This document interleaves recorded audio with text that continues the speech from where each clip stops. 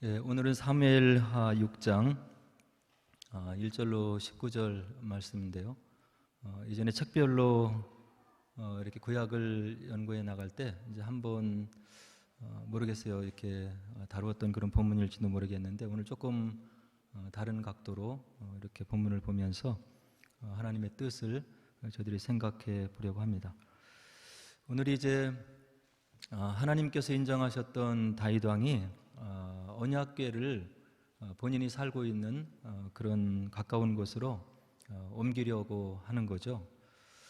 근데 여러 가지 중요한 메시지가 있는 것 같아요. 여호와의 언약궤, 하나님의 임재의 상징이고 하나님께서 그들과 함께 하신다고 하는 그런 귀중한 의미가 있는 그런 궤죠. 그래서 본문의 말씀을 얼핏 읽으면 다윗의 뜻이 선한 것 같고 그 다음에 별 문제가 없을 것 같고 그리고 당연히 하나님을 섬기는 사람은 그렇게 하는 것이 당연할 것 같은데 이 본문의 내용에서 이제 엄청난 사건이 일어나거든요. 사람이 죽는 거예요. 그래서 저희들이 하나님을 사랑하고 하나님과 가까이 하기를 원하고 그리고 하나님을 잘 섬기기를 원하는 마음을 갖고 있는데 우리의 마음을 그런 과정에 있어도 살펴야 될 부분들이 있다 하는 것을 오늘 본문이 하나님의 말씀으로 이렇게 전해주고 있는 거죠. 그래서 오늘 2절에 보면 하나님의 궤에 대한 정의가 드러나 있습니다. 뭐라고 얘기를 하냐면 그룹들 사이에 좌정하신 만군의 여호와의 이름으로 불리는 것이다. 하나님의 것으로 불리는 궤가 있었다고 하는 거죠. 그래서 이것을 이제 실어 올리기 위해서 다윗이 하는 행동이 있는데 3절에 보니까 아비나답의 집에서 하나님의 궤를 꺼내서 새 수레에 실었다. 궤를 옮기려고 하니까 수레에 실는 거죠. 그리고 이제 아비나답의 아들 우사와 아효가 앞서서 그 새 수레를 몰고 갔더라. 짐을 운반하려고 하니까 수레를 운반하는 몰고 가는 사람이 필요한 거죠.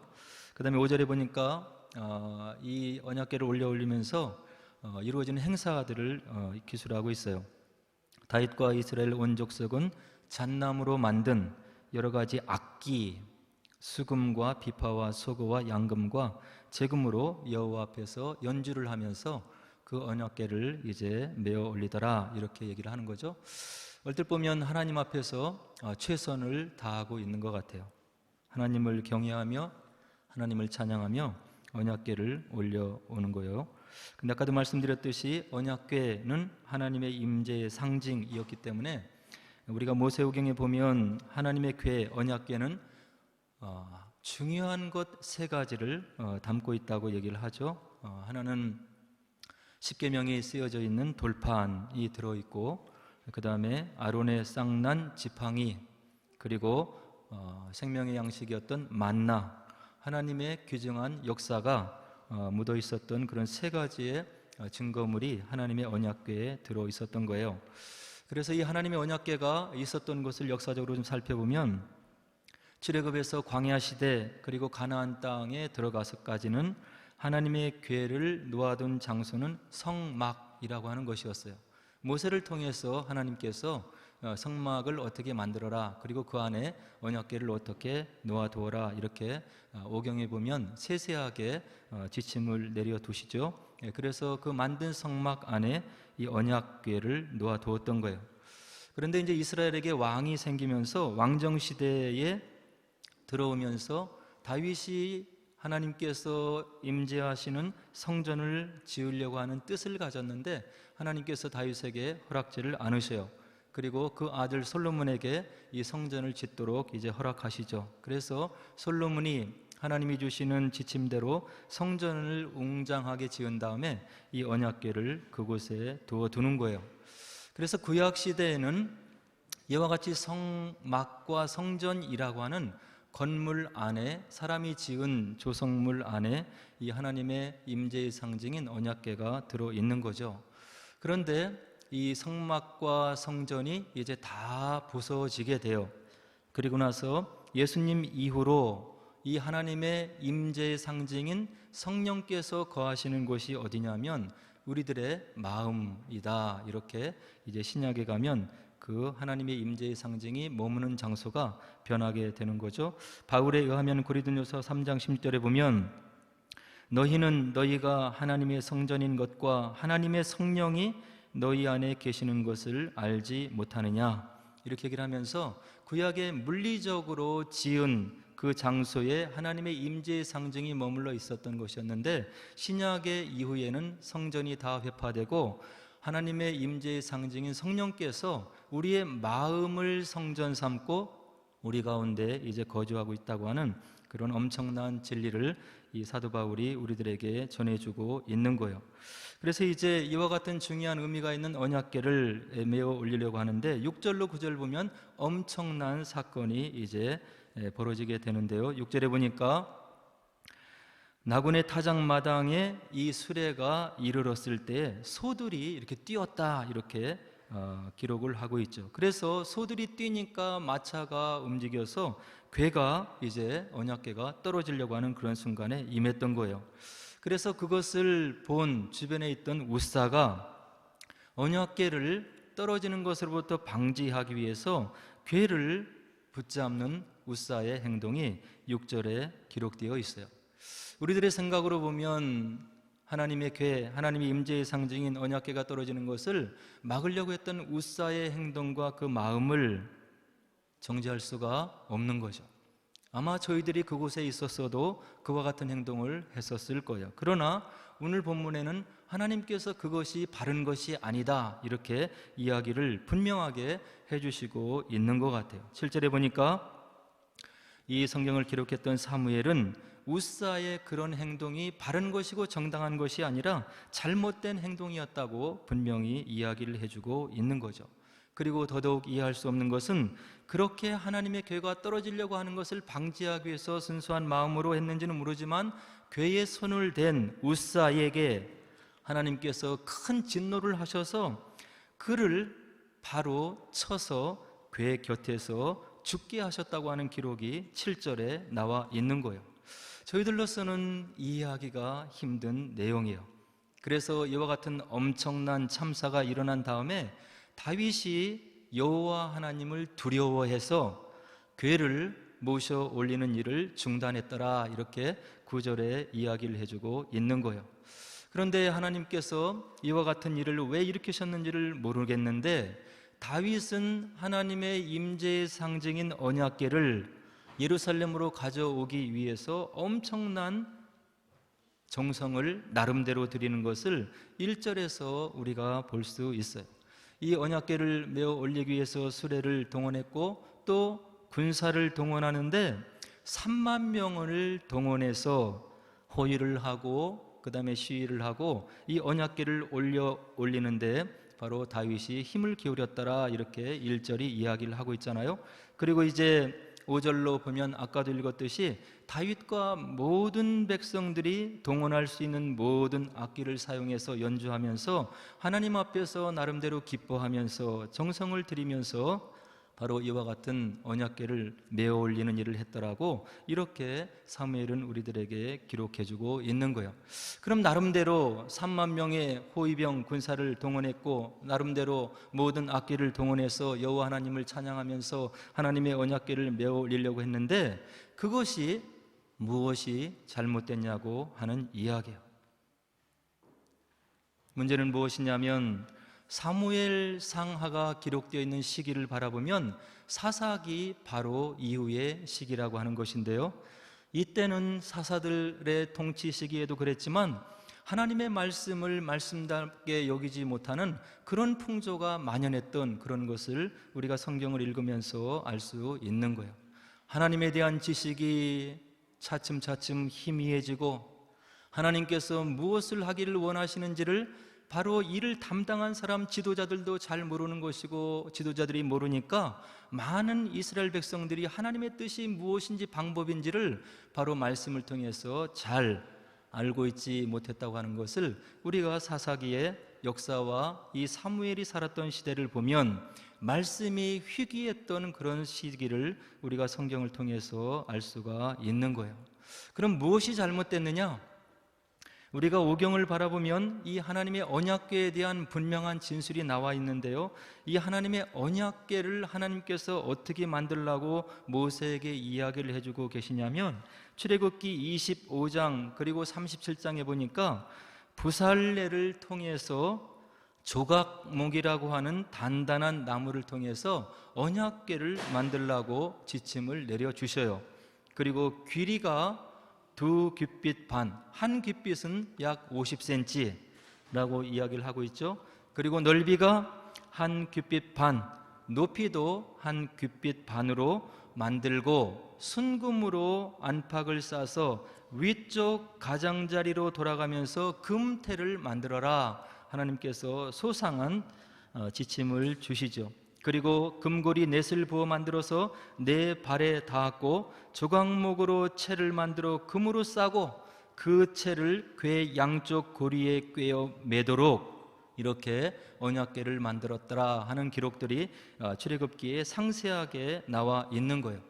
그래서 하나님께서 이 언약궤를 움직일 때 하나님의 뜻과 지침은 무엇이었냐면 수레를 동원하는 것이 아니었던 거예요.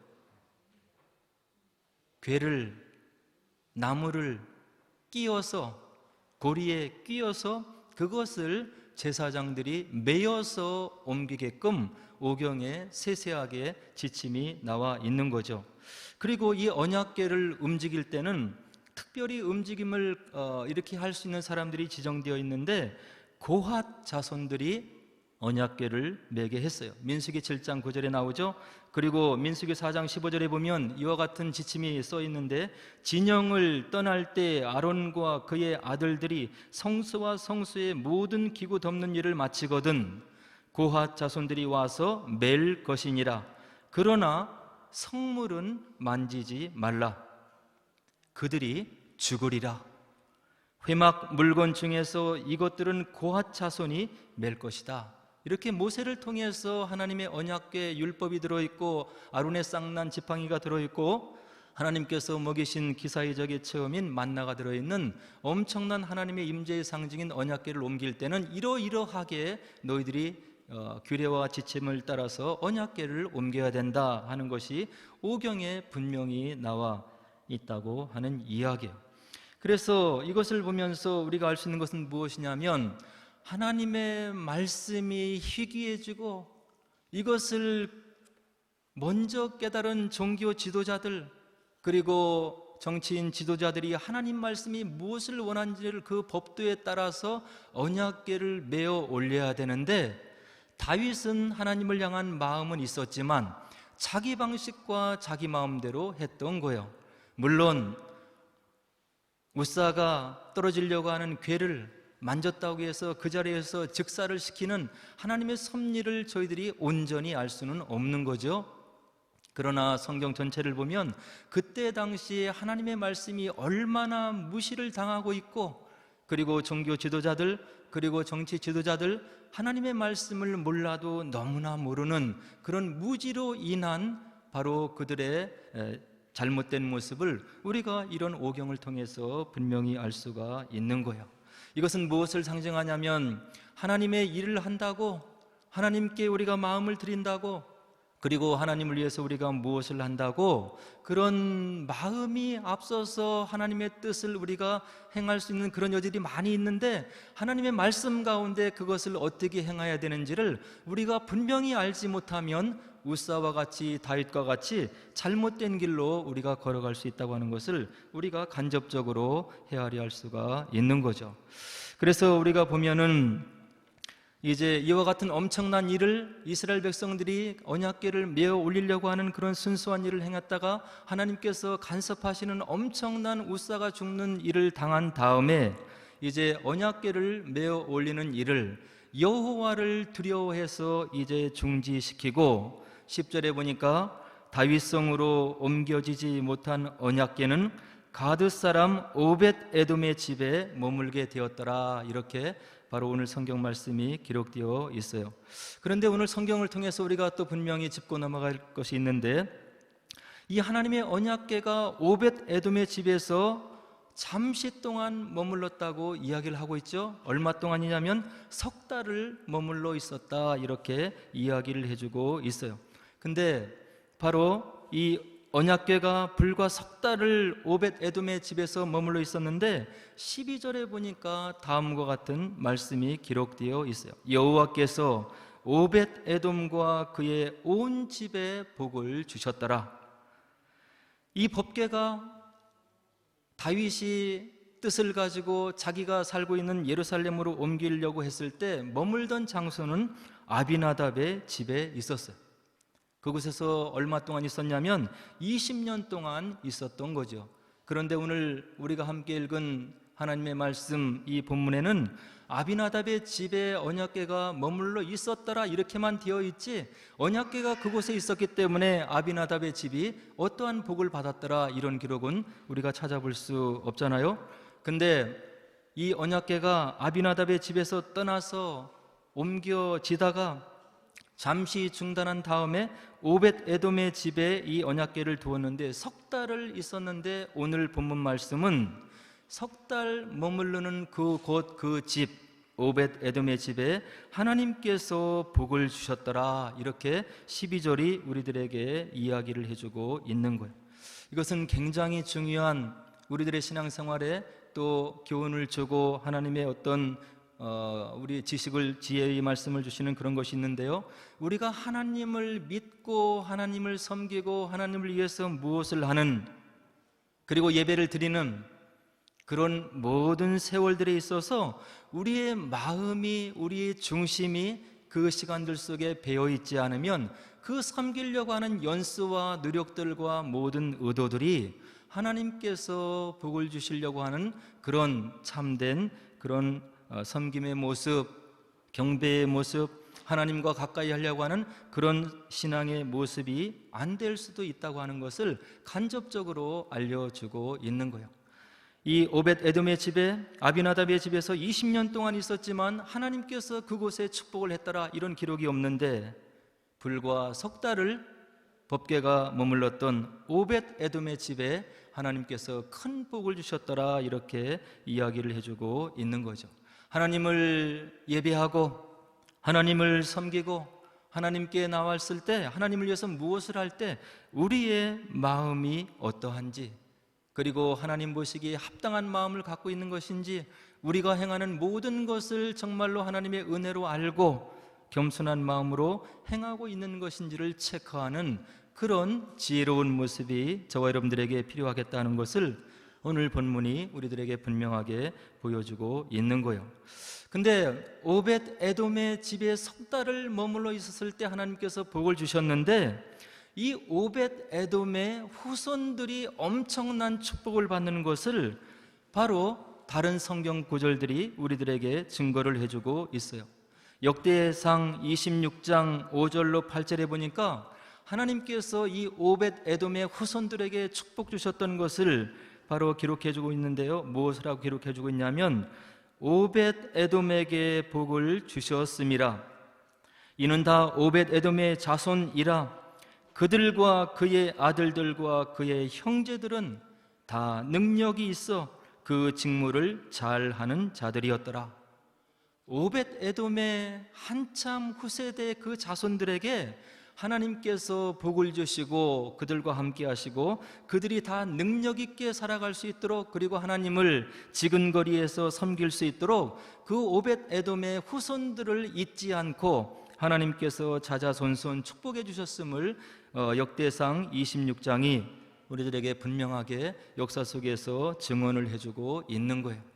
오늘 저희들이 힘들고 어렵고 내리기 어려운 결단을 내려서 하나님을 섬기는 일이 바로 어떻게 생각해 보면 회의가 될 수 있고, 그리고 우리의 결단을 내리기가 힘드는 그런 우리의 갈등 상황을 많이 볼 수 있는데, 우리가 하나님을 인정하고 겸손한 마음으로 하나님을 정말로 사랑하는 마음으로 우리의 마음을 기울이고 정성을 기울여서 하나님을 인정하고 하나님을 위해서 우리가 할 수 있는 일을 최선을 다하면 그것이 하나님 앞에 기억한 바가 되어서 우리 자손들에게 큰 복의 위협을 쌓는 하나님께서 인정하시는 그런 길이 될 수 있음을 오늘 오벳 에돔의 가문의 축복을 보고 우리들이 깨달아 알 수가 있는 거예요. 자식을 길러보면, 또 주변의 사람들을 바라보면 자식들을 복되게 할 수 있고, 그리고 자식이 가는 길을 막는 것이 주변에 살펴보면 부모가 그런 일들을 하는 것을 종종 볼 수가 있는 거예요. 하나님께서 그 가정을 축복하시기 위해서 자녀를 축복해 주시면 그것을 하나님의 은혜로 알고 감사하고, 더 겸손하고, 그리고 하나님께 감사하고, 그리고 하나님께 마음을 드리고, 이렇게 해야 되는데 우리 마음이 높아질 때가 있는 것을 볼 수가 있는 거죠. 믿는 사람들 중에서, 제가 신앙생활을 같이 했던 많은 사람들을 통해서 그 부모들이 그렇게 하는 것을 보면 불안한 마음이 들 때가 있는 거예요. 그러면 그것이 얼마 가지 못해서 주셨던 축복이 마음의 아픔으로 다가오고, 처음에 베풀어 주셨던 축복이 끝까지 가지 못하고 그 자녀들로 인해서 마음의 어려움을 겪는 부모들을 제가 많이 보았다고 하는 이야기죠. 하나님께서 우리 가정에게, 우리 자녀들에게 우리가 가는 앞길에 축복을 해주셨을 때 그것을 가지고 넘어지면 안 되는 거예요. 우리 마음속에 높은 마음이 일어나는 것은 아담과 하와를 실족하게 했던 그 무리가 하는 일인 거예요. 하나님께서 만들어주신 모든 것을 보고 겸손하고, 하나님을 더욱더 사랑하고 하나님과 같이 있기 위해서 겸손했어야 될 그 아담과 하와에게 주었던 자기 주장의 죄를 마귀가 마음속에 심어주고 있는 거예요. 오늘 나에게 임하는 축복, 내 자손들에게 임하는 축복이 지속되기를 원하면 우리 마음속에 이 마음을 지혜롭게 통제해 나가면서 하나님 앞에 겸비한 마음을 갖기 위해서 마음을 다스리고 결단을 굳게 하고 말씀을 생각하면서 겸손한 자리에 있어야 된다고 하는 이야기예요. 하나님의 언약궤를 불과 3개월 맡고 보관했던 오벳에돔, 중심을 다해서 하나님의 언약을 생각하면서 하나님의 임재를 그가 생각하면서 성심을 다해 3개월을 섬겼더니 역대상 26장에 이와 같은 축복이 하나님 말씀 가운데 기록되어 있는 거예요. 오벳에돔에게 복을 주셨음이라. 이는 다 오벳에돔의 자손이라. 그들과 그의 아들들과 그의 형제들은 다 능력이 있어 그 직무를 잘하는 자들이었더라. 그래서 이제 오벳에돔의 집에 축복을 주셨다고 하는 이런 말씀을 다윗이 들었던 거예요. 그래서 다윗이 행하는 일이 있는데 이제 13절에 다시금 여호와의 언약궤를 메어오려고 하는 그런 시도를 이제 하고 있는 거죠.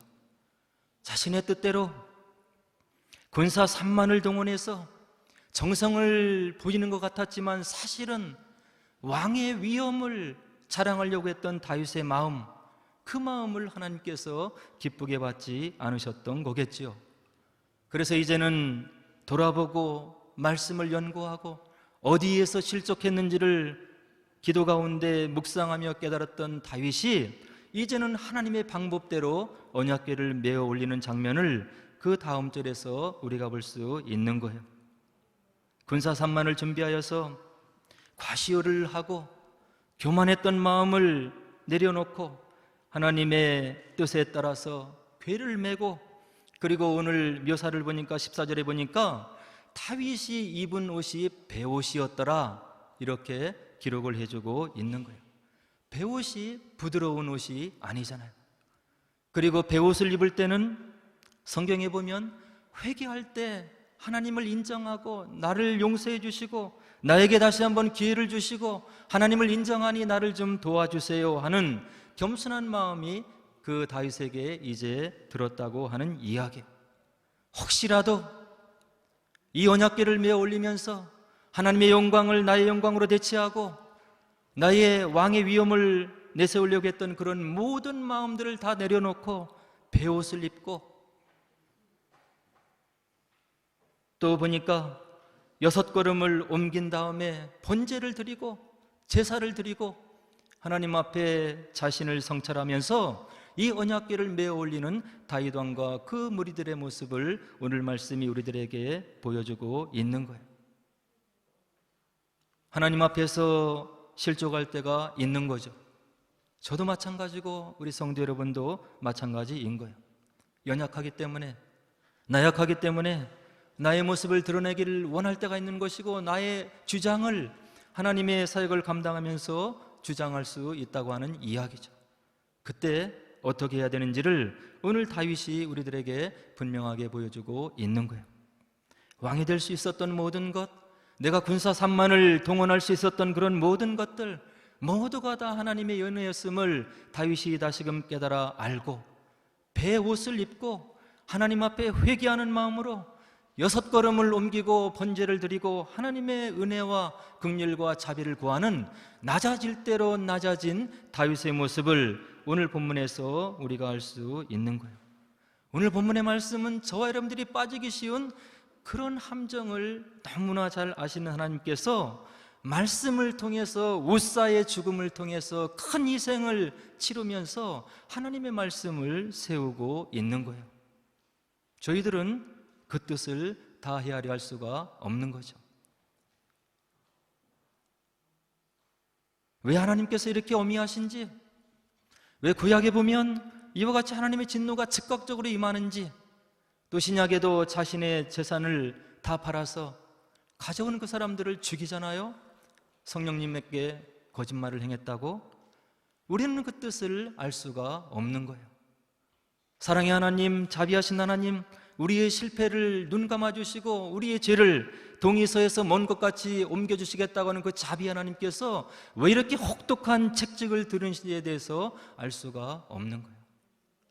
그러나 저희들은 이런 말씀을 통해서 크나큰 유익을 받고 있는 거예요. 하나님이 무엇을 원하시는지, 하나님께서 우리를 통해서 무엇을 받으시기를 원하는지, 하나님을 위해서 우리가 일을 했을 때 어떤 마음으로 일을 해야 되는지를 분명하게 알려주고 있는 거예요. 하나님께서 물질이 필요 없어서 물질을 요구하는 것이 아니라고 하는 것을 분명히 얘기하는 것이고, 하나님의 영광이 부족해서 우리의 미진한 노력을 통해서 하나님의 영광을 키우려고 하는 것이 아니라고 하는 것을 이런 기독교 역사, 하나님의 말씀 역사를 통해서 분명히 알 수가 있는 거예요. 우리들의 삶을 있게 하신 그 하나님, 능력의 하나님께서 원하시는 것은 우리의 단심이고 마음이고 겸손한 마음이라고 하는 것을 오늘 본문 말씀들을 통해서 분명히 알 수 있는 거예요. 무엇을 했냐가 중요한 것이 아니고, 우리가 하나님을 위해서 무엇을 노력했느냐가 중요한 것이 아니고, 우리에게 은혜로 주신 하나님의 선물을 가지고 우리가 어떤 마음을 가지고 예배를 드리고 있고 하나님을 섬기고 있고 사역을 감당하고 있느냐가 중요하다고 하는 이야기.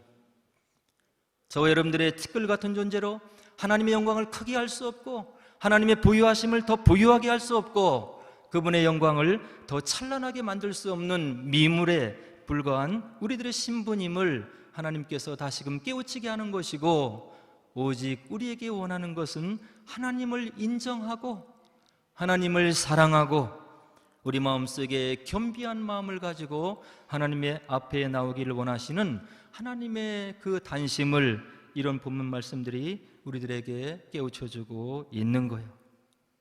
바라기는 우리가 얼마만큼 이렇게 모여서 하나님께 예배를 드릴 수 있을지 모르겠어요. 우크라이나 사람들이 하루아침에 전쟁이 나서 저렇게 고통을 받고 1년이 넘도록 유리하고 나라를 잃고 떠돌이가 되어서 지금도 전쟁이 언제 끝날지 모르는 그런 상황에 처할지 그들이 알았겠어요? 서유럽의 동유럽의 많은 교회들이 문을 닫고 신앙이 식어지고 있는데, 우크라이나 사람들이 모이는 곳에는 지금 부흥의 불길이 일어나고 있다고 하는 이야기예요. 무엇인가요? 우리가 편하고 누리고 싶은 것을 우리가 행할 때 하나님을 찾지 않는 우리의 부족함과 연약함을 그런 선교 역사가 우리들에게 보여주고 있는 거예요. 웬만하면 우리들이 할 수 있는 것을 지금 다 할 수 있잖아요. 돈이 있고 건강이 있고 능력이 있어서 어떻게 보면 하나님 없어도 내가 누리는 이 삶을 영원히 지속할 수 있을 것 같은 그런 착각 속에서 저와 여러분들이 살고 있지 않냐고 하는 이야기예요. 모르잖아요? 1시간 뒤에 우리의 영혼을 거두어 가실지 아무것도 모르잖아요. 5년 뒤, 10년 뒤 이 공부를 마치면 내가 무엇을 하고 어떤 꿈을 꾸고 무엇을 이루겠다고 우리가 계획을 하고 마음을 세우고 있지만 1시간 뒤를 모르는 연약한 존재들임을 우리의 성경 말씀은 우리들에게 계속해서 이야기해주고 있는 거예요. 장구한 우주 역사에 비하면 우리들이 이런 살아가는 80년, 90년이 찰나와 같음을 성경 말씀이 이야기해주고 있는 거예요. 저희 생애를 돌아봐도 마찬가지인 거예요. 언제 이 나이가 되어서 세월이 그렇게 지나갔는지를 느낄 수가 없는 거예요. 이렇게 모여서 한자리에서 하나님을 인정하고 찬양하고 예배를 드리고 우리의 마음을 올려드리고 하나님의 하나님 되심을 인정하고 하나님을 우리의 주로 고백하는 시간이 저와 여러분들에게 얼마가 있을지를 우리는 아무도 모르는 거예요. 그런데 일주일 우리를 위해서 모든 시간을 사용하고 주일 1시간 나와서 예배를 드리고 마음을 모아서 하나님을 영화롭게 하고 찬양을 드리는 이 시간을 우리가 귀찮아할 때가 있잖아요. 왜 모이는지도 모르고 왜 내가 헌금을 드려야 되는지도 모르고 왜 주님을 위해서 시간을 띄워서 봉사해야 되는지도 마음속에 깨닫지 못하면서 종교적인 관례에 따라 이 시간을 지킨다면 그것은 불쌍한 자라고 사도 바울이 이야기를 했다고 하는 이야기예요. 부활이 없으면 세상의 모든 사람보다 우리가 더욱 불쌍한 자니라. 우리에게 부활신앙이 없고 하나님 나라의 진리를 우리가 인정하지 못하면 우리가 세상에 있는 모든 사람보다 더 불쌍한 자라고 사도 바울이 분명하게 이야기를 해주고 있는 거예요.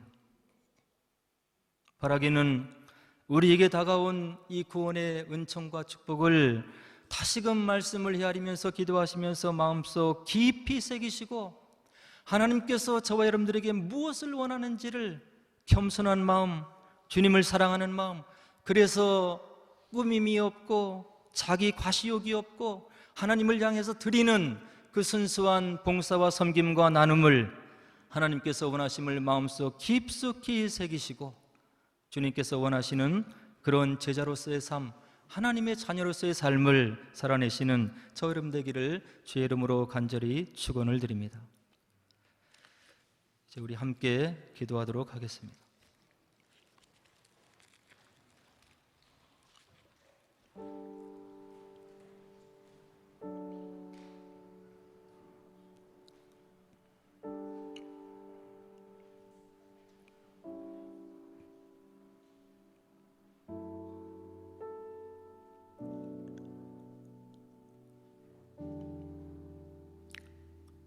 어려운 시기에 하나님의 뜻을 이루어드리기 위해서 헌신하시는 선교사님에 대한 이야기를 제가 잠깐 나누어 드렸습니다.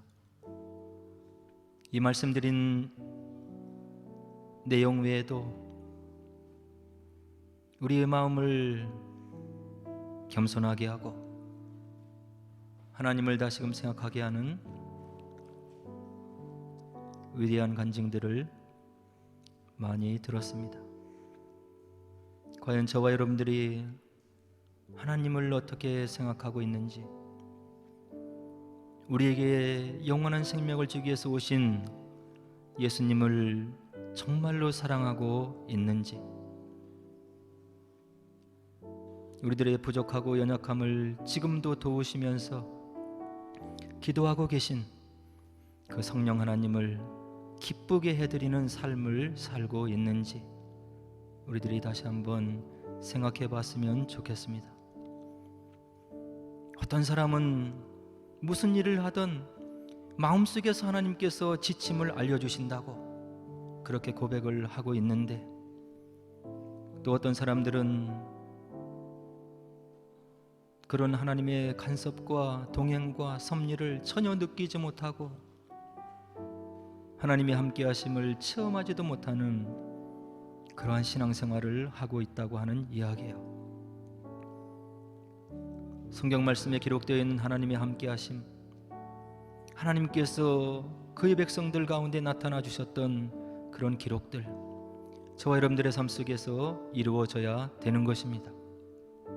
하나님을 체험하지 않고 하나님을 느끼지 않고 하나님의 인도하심을 체험하지 않으면 우리가 연약한 믿음 가운데 있을 수밖에 없는 거죠.